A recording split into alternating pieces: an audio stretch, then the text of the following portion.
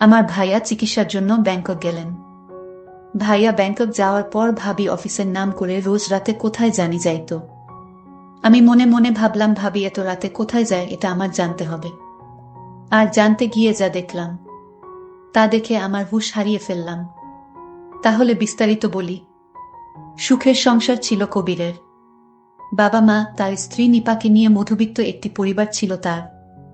ছোট কোম্পানিতে একটি চাকুরি করত সে। তারপরও সুখের কোনো অভাব ছিল না। কবিরের একটা ছোট ভাই ছিল, খুব দুষ্টুমি করত। কবিরের ছোট ভাই এইবার মাত্র 9-এ পড়ে। 9-এ পড়লে কি হবে, মুখে বড় বড় কথা বলে ফেলে, মুখে কিছু আটকায় না। কবিরের ছোট ভাইয়ের নাম ছিল মিন্টু বলে সবাই ডাকত। একদিন মিন্টু আমায় বলল, ভাবি আপনার কি লাগবে, আমি বাজার থেকে সব নিয়ে আসব। তুমি মাত্র 9-এ পড়ো, তোমার 1 টাকাও ইনকাম নেই, তাহলে তুমি আমার জন্য বাজার থেকে কি আনবে? আমি যা বলি তুমি তা এনে দিতে পারবে? তোমার কাছে কি টাকা আছে? ভাবি আছে। শোনো, আমি বাজার থেকে কিছুই চাই না, তোমার কিছু লাগলে আমারে কইও। কিন্তু সব হারিয়ে গেল এক কালো ঝড়ে। হঠাৎ অফিস থেকে আসার সময় একদিন অ্যাক্সিডেন্টে চোখের দৃষ্টিশক্তি হারিয়ে বসে সে কবির, মানে আমার স্বামী। চেতনা ফিরে পেলে নিজেকে হাসপাতালে আবিষ্কার করে কবির। কিন্তু চারিদিকে তাকিয়ে সবকিছু অন্ধকার দেখতে পেলে তার পরিবার তাকে জানায় অ্যাক্সিডেন্টে মাথায় প্রচণ্ড আঘাত লাগায় সে তার দৃষ্টিশক্তি হারিয়েছে। সেদিন কবিরের পাশে বসে নিপা অনেক কেঁদেছিল। তবুও কবিরকে এক মুহূর্ত ছেড়ে যায়নি। বাবা মার পছন্দে নিপাকে বিয়ে করেছিল কবির। বিয়ের পর হাসি কান্না আনন্দ অভিমানে ভালোই চলছিল কবিরের সাথে তার জীবন। কবির বারবার বুঝেছে বাবা মা তার জন্য সবচেয়ে ভালো কাউকেই বেছে এনেছে।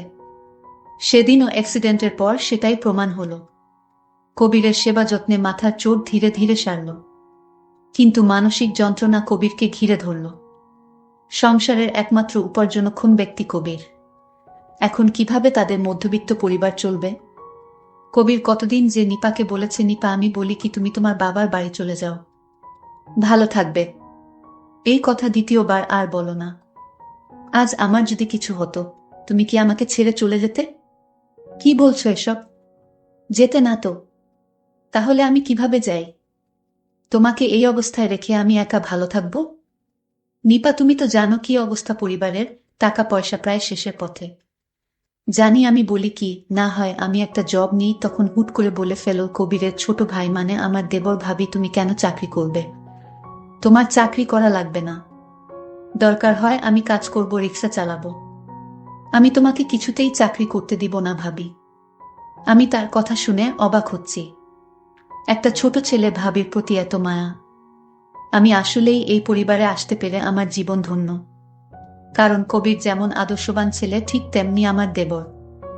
ভাবি বলল, আরে তোমরা আমাকে নিয়ে এত চিন্তা করছো কেন? আমি চাকরি করতে পারবো, এটা তো আমার পরিবার। কবির বলল, কিন্তু? কোনো কিন্তু না, আমি কি আমার পরিবারের জন্য এটুকু করতে পারি না? তারপর তুমি সুস্থ হলে আমি না হয় আবার জব ছেড়ে দিলাম। হ্যাঁ, আমি আবার সুস্থ। দেখো, তুমি আবার দেখতে পাবে। আমরা তো কালকেই ডাক্তারের কাছে যাচ্ছি, দেখি না কি বলে ডাক্তার। কবির চুপ করে রইল। নিপা আর কবির দুজনের মুখই বিমর্ষ হয়ে রইল। শেষে নিপা ডিসিশন নিল, এখন তো চিকিৎসার টাকাও নেই তাদের কাছে। তাই নিপা চাকুরি করে টাকা জমিয়ে তারপর না হয় কয়দিন পর কবিরের চিকিৎসা করাবে। কবির সেদিন বুঝেছিল স্বামী স্ত্রী দুজন দুজনের জন্য কতটা আপন। কয়দিন পর নিপা একটা ব্র্যাকেটে চাকুরি নিল। প্রথম প্রথম বেশ ভালোই কাটছিল তাদের। অল্প বেতনের মাঝেও অনেক টাকা করে সেভ করছিল তারা কবিরের চিকিৎসার জন্য। নিপা অফিস শেষে এসেই কবিরকে নিয়ে ব্যস্ত থাকত, তার খুব যত্ন করত। কবির মাঝে মাঝে বলতো, আমি যদি অন্ধ হয়েও থাকি তাও আমার কোনো অভিযোগ নেই, কারণ এরকম যত্ন পাব তোমার কাছে সারাটা জীবন। এই ভালোবাসা দিয়েই আমি একটা জীবন কাটাতে পারব। বিনিময়ে কবিরের মন মাতানো হাসির আওয়াজ শুনত সে। কবিরের মা কাঁথা সেলাই করে বিক্রি করত কম দামে, এ টাকা দিয়েও কিছু সংসারের খরচ মিটত। কিন্তু হঠাৎ কয়দিন পর নিপা কেমন যেন পরিবর্তন হয়ে গেল। রাতে ফিরত, মাঝে মাঝে 11টা-12টাও বেজে যেত। কবির কিছু বললে বলতো ওভারটাইম করছে সে। টাকাও জমাতে পারছিল না, আর ওভারটাইম করেও কবিরের বাবা মা বললে বলতো, এত রাতে হেঁটে না এসে সিএনজিতে আসি, তাই একটু খরচ বেশি হয়। কিন্তু কিছুদিন পর থেকেই যখন ওভারটাইমের টাকা পাবো তখন আর সমস্যা হবে না। কিন্তু কবিরের আর সেই কিছুদিন আসলো না। কবিরের উপরও কেমন যেন কবিরের যত্ন আদি কমে যাচ্ছিল। অফিস থেকে দেরি করে ফিরেই সে কবিরকে ক্লান্ততা দেখিয়ে শুয়ে পড়ত। কত রাত যে কবির নিদ্রাহীন কাটিয়েছে তার ঠিক নেই। কিন্তু মনকে সান্ত্বনা দিত নিপা তো এসব তার জন্য, তার পরিবারের জন্যই করছে।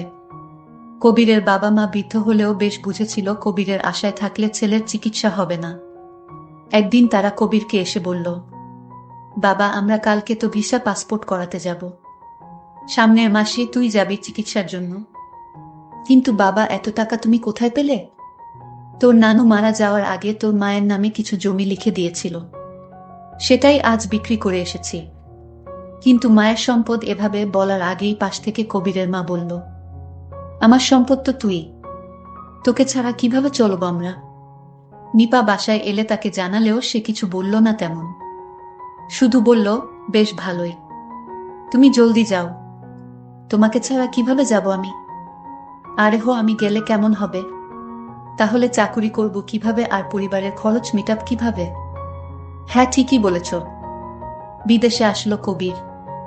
এয়ারপোর্ট অব্দি সে কবিরের সাথে নিয়েছিল সে। নিপা সাহস জুগিয়েছিল তাকে। বাবা মা সবার থেকে বিদায় নিয়ে সে বিদেশে এসেছিল চিকিৎসা করাতে। আজ 5 মাস পর সে সুস্থ হয়ে দেশে ফিরছে। ভিতরে কথা হয়েছে কবিরের সাথে বাবা মার সাথে ফোনে, কিন্তু কবির বলেনি সে সুস্থ হয়ে গেছে। ভেবেছে সামনাসামনি সারপ্রাইজ দেবে, কিন্তু কে জানতো আজ নিজেই এত বড় কিছুর সম্মুখীন হবে। কবির বিদেশ চলে গেল চিকিৎসা করতে। এই দিকে নিপার শ্বশুর শাশুড়ির সাথে আচরণ খারাপ করতে লাগলো।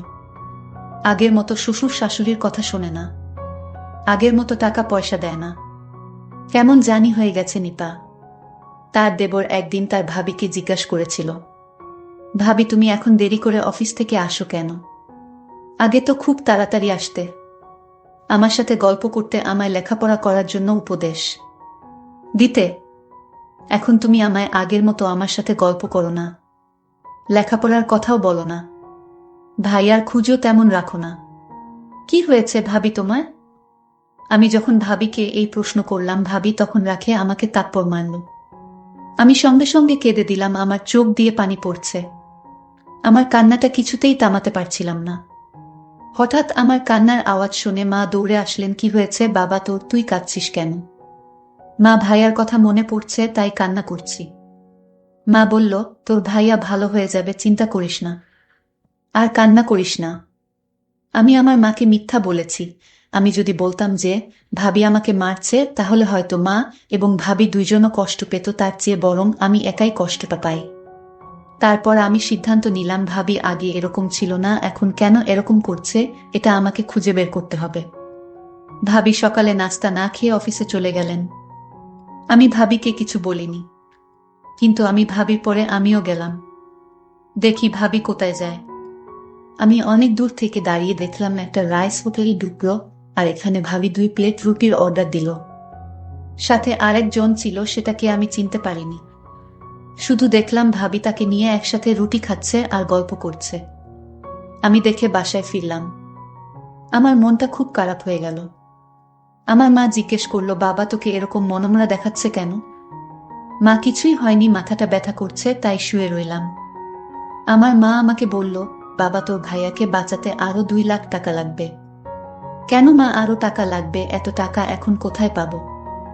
আচ্ছা, ভাবি তো এখন অনেক টাকা বেতন পাচ্ছে চাকরি করে, ভাবি আসুক দেখি কি করা যায়। বলতে বলতেই ভাবি হাজির। ভাবিকে বললাম, ভাবি ভাইয়াকে সুস্থ করতে নাকি আরো অনেক টাকা লাগবে। ভাবি তুমি তো চাকরি করছো, কিছু টাকা দাও, ভাইয়াকে সুস্থ করে তুলি। ভাবি বলল, আমি কয় টাকা বেতন পাই যে আমি তোমার ভাইয়াকে দিব? যে টাকা বেতন পাই সে টাকা আমার নিজেরই হয় না। এমন টাকা টাকা করবে না, বুঝলে? আমি ভাবির কথা শুনে অবাক হলাম। যে ভাবি একদিন এই সংসারের সকল খোঁজ খবর রাখত, আর সেই ভাবি কিনা সংসার থেকে দায়িত্ব ছেড়ে দিতেছে। বিষয়টা খুব দুঃখজনক। কিন্তু ভাবির এমন পরিবর্তন কেন হলো এটা আমাকে জানতেই হবে। এটা না জানা পর্যন্ত আমার পেটের খাবার হজম হবে না। পরদিন ভাবি যখন অফিসে গেল তখন আমি লক্ষ্য করে গেলাম ভাবি অফিসে না গিয়ে দেখলাম একটা নির্জন জায়গায় গেল। সেখানে আমি দূর থেকে লক্ষ্য করলাম ভাবি যেন কার সাথে কথা বলছে, হাঁটছে। আমার ভাবিকে কেন জানি সন্দেহ হলো। ভাবি এখানে কেন এলো? তাহলে ভাবি চাকরি করে না, চাকরির নাম করে বাসা থেকে বের হয়। এসব ভাবতে ভাবতে বাড়িতে চলে গেলাম। বাড়ি যেতেই মা বলল, বাবা তোর ভাইয়াকে কে জানি টাকা দিয়ে দিচ্ছে, তোর ভাইয়ার সমস্ত চিকিৎসা কে জানি করাবে, তোর ভাইয়ার বন্ধু হতে পারে। আমি মাকে বললাম, মা সত্যি বলছো? সত্যি, তুই আসার আগেই ফোন করে জানিয়েছিল। আমি শুনে খুশি হলাম, কিন্তু আমার মা আমাকে জিজ্ঞেস করলেন, বাবা তুই মনমরা কেন? না মা, আমার কিছু হয়নি, এমনি কিছুই ভালো লাগছে না। হাত মুখ ধুয়ে আয়, আমি খাবার দিচ্ছি। খাবার খেতে মন চাচ্ছে না, তবু মায়ের মন রক্ষার্থে খাইলাম। দিন দিন ভাবি কেমন জানি হয়ে যাচ্ছে, এই চিন্তা আমার মাথা থেকে সরাতে পারছি না। কি করি? কিন্তু একটা কথা মাথা থেকে নামাতে পারছি না। ভাইয়াকে এত টাকা কে দিল? কি অদ্ভুত ব্যাপার। হঠাৎ ভাবির কণ্ঠ শুনতে পেলাম। মা বলল, বুমা অনেক পরিশ্রম করে আসছো, কিছু খেয়ে নাও। না মা, আমি খাবো না, আমার খিদে নেই। এই বলে ভাবি রুমে গিয়ে শুয়ে পড়ল। তো আমার কিছুতেই ঘুম আসছিল না, মাথায় চিন্তা আসছিল। ভাবি আসলে কি করে, ভাবি এমন হলো কেন? হঠাৎ ভাবির রুমে এক শব্দ পেলাম মানুষের। আমি ভাবির রুমে উকি দিয়ে দেখি কেউ নাই। ভাবি একা একা বসে কি যেন করছে। তারপর আমি আবার শুয়ে পড়লাম, কিন্তু আমার মনে হলো আরেকবার দেখে আসি। আমি তো অবাক, ভাবি রুমে নেই। আমি ঘর থেকে বের হলাম। ফজরের আয়ান পড়ে যাবে প্রায়। এমন সময় ভাবিকে দেখলাম অফিসের দিকে যাচ্ছে। আমি ভাবলাম এখন ফজরের আয়ান দিবে, এত ভোর বেলাতে ভাবি অফিসে যাবে কেন? আমি তো আগে থেকেই জানি ভাবি কোথায় যায়, কিন্তু কেন? সকাল 10টা বাজে, এমন সময় ভাবিকে কে যেন গাড়ি থেকে নামিয়ে দিয়ে গেল আর বলল, কাল অফিসে দেখা হবে। হঠাৎ আমার ভাইয়া হাজির। আমি তো অবাক, ভাইয়া তুমি না জানিয়ে এসে পড়লে? হ্যাঁ আমি এসে পড়লাম সবাইকে তোর ভাবিকে সারপ্রাইজ দিব বলে। কিন্তু ভাই লক্ষ্য করলো গাড়ি থেকে ভাবি নামছে। এই দৃশ্য দেখে ভাইয়া কেঁদে ফেলল। এসব দেখে কবির ভাবছে, কেন সে ঠিক হলো? অসুস্থতার সময় সে মারা গেল না কেন? ভাবতে ভাবতেই নিপা সামনে এসে দাঁড়িয়েছে।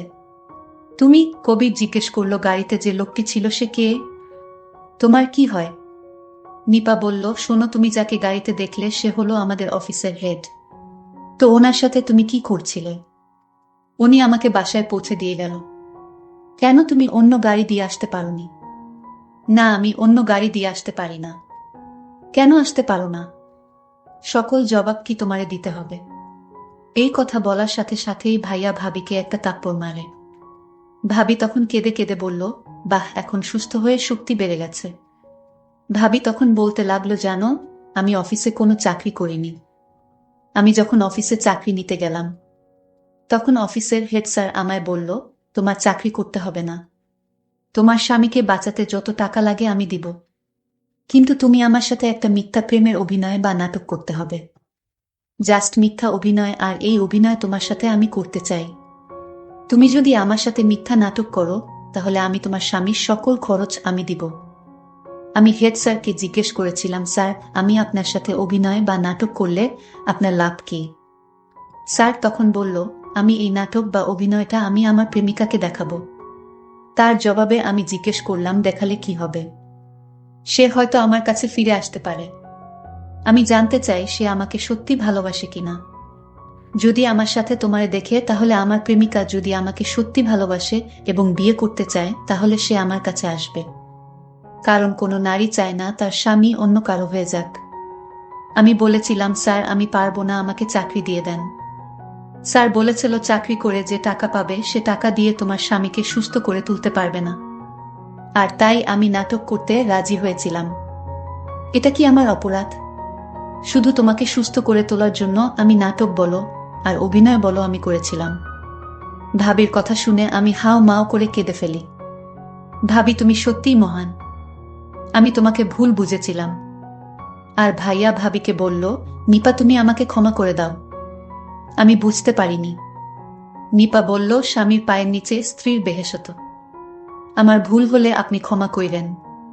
প্রিয় বন্ধুরা, প্রতিটি ঘরে এরকম আদর্শবান স্ত্রী থাকলে আমাদের সমাজটা অনেক সুন্দর হয়ে যেত। আজকের গল্পটি কেমন লাগলো তা অবশ্যই কমেন্ট করে জানাবেন। ধন্যবাদ সবাইকে।